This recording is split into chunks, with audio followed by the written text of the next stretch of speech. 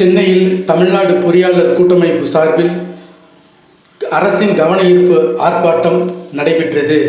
இந்த ஆர்ப்பாட்டத்தில் தங்களுக்கு இருக்கின்ற ஊதிய முரண்பாடுகளை பொறியாளர்களை வைத்து பேசி அரசு சரியான முறையில் ஒரு தீர்வை காண வேண்டும் என வலியுறுத்தி முழக்கமிட்டனர்.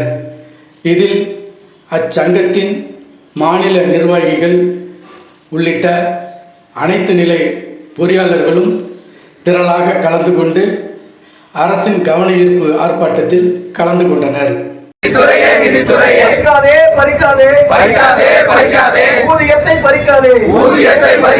பொறியாளர் சமூகமே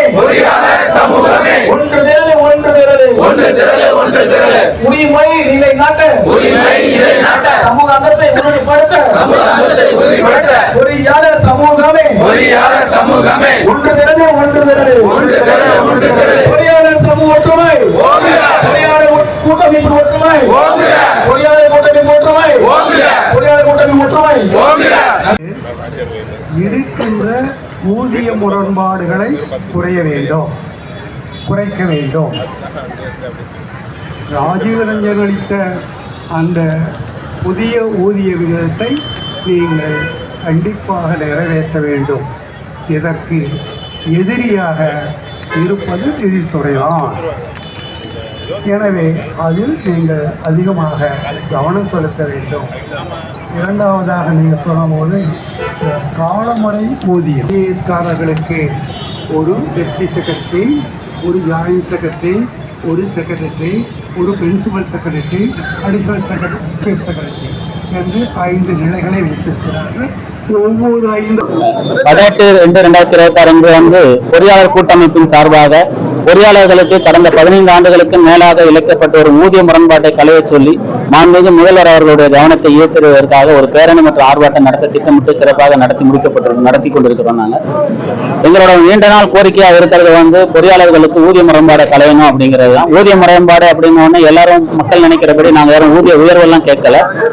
இவங்க ஆட்சிக்கு வருவதற்கு முன்பு கலைஞர் ஆட்சியில கடந்த முறை சொன்னது மத்திய அரசு பொறியாளர்களுக்கு இணையான ஊதியம். அந்த மத்திய அரசு பொறியாளர்களுக்கு இணையான ஊதியம் எங்களுக்கு வழங்கப்படல. கடந்த 2010 அவர் கலைஞர் கொடுத்ததை மறுக்கப்பட்டு குறைக்கப்பட்டதுனால எல்லா பொறியாளர்களும் ஒரு 20,000க்கு மேல மாத ஊதியத்தை இழக்கிறாங்க.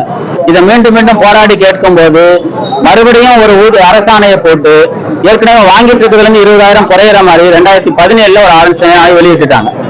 அதனால இப்ப அரசு ஊழியர்கள் எல்லாருமே 7வது பே கமிஷனுக்கு இருக்கு. பொறியாளர்கள் பணிபுரியக்கூடிய 20 துறை சார்ந்த யாருக்குமே 7வது ஊதிய குழு பதவிகள் வழங்கப்படலை. இதை மீண்டும் வலியுறுத்தி கேட்டுட்டு இருக்கும் போது ஆட்சி மாற்றம் வரும்போது எங்களுக்கு காட்சி மாற்றம் வரும், நாங்க இந்த கோரிக்கையை தோளில் சுமந்து சென்று சேர்ப்போம் அப்படின்னு சொன்னாங்க. அதனால நம்பி நாங்கள் 4 ஆண்டு காலம் நிதானமாகவே தாத்வீகமாகவே கேட்டுட்டு இருந்தோம்.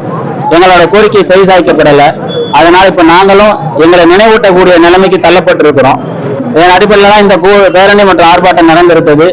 எங்களோட ஊதிய முரண்பாடு களைவதற்கு உயர்நீதிமன்றத்தில் தனி நீதிபதி வழங்கிய தீர்ப்பை அவங்க அமல்படுத்தணும். அந்த அமல்படுத்தினாங்கனாலே நாங்கள் அந்த குறைதீர்ப்பு குழு கிட்ட இருந்து எங்களுக்கான நியாயமான தீர்ப்பை எதிர்பார்க்கலாம். இதை திரும்ப இதை செய்யாம மேலும் வழக்கு மேல வழக்கு தொடுத்து அரசாங்கத்துக்கு இழப்பை ஏற்படுத்துறதும் இல்லாம எங்களுக்கு பெரிய மன உளைச்சலையும் பொறியாளர்கள் எல்லாம் மிகுந்த வேதனையோட வேலை செய்யக்கூடிய நிலையை உருவாக்கி இருக்காங்க. இதை தாண்டி இப்போ இந்த அரசாணையினால ஏற்கனவே ஊதியத்தில் இருந்து ஓய்வு பெறக்கூடியவங்களுக்கு சிபிஎஸ் பணத்தை இல்லாத நிலையை உருவாக்குறாங்க. பதவி உயர்வுல போனவங்களுக்கு சம்பளம் மறுக்கப்படுது. குறைஞ்சது எல்லாருமே 3 மாசம் 4 மாசம் சம்பளம் இல்லாம கஷ்டப்படுற நிலைமையை தான் உருவாக்கி இருக்கிறாங்க. இந்த நிலைமையெல்லாம் அரசுக்கு எடுத்து சொல்லவும் எங்கள் மீது அவங்களோட பார்வை இருக்கவும் வலியுறுத்தி தான் இந்த போராட்டமும் நடத்திட்டு இருக்கோம்.